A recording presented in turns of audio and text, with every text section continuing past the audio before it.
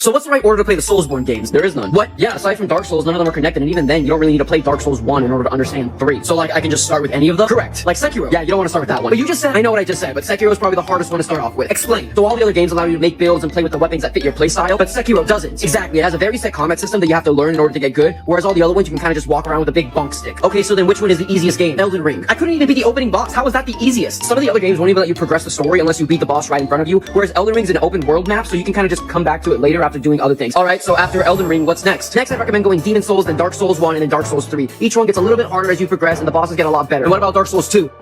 Are you okay? After you play Dark Souls 3, you're gonna play Bloodborne, but this is gonna be a little bit difficult. Oh, why? Is like the combat more difficult? Well, yes, the combat is much faster and more aggressive, but that's not why. Then why? Bloodborne is only playable on a PS4. What? Yeah, so unless you have one of those lying around, you're kind of out of luck. Do you think it'll ever get like remade? Never. Why not? Because despite how hard and frustrating these games are, the number one way they make us suffer is by forgetting about Bloodborne. What the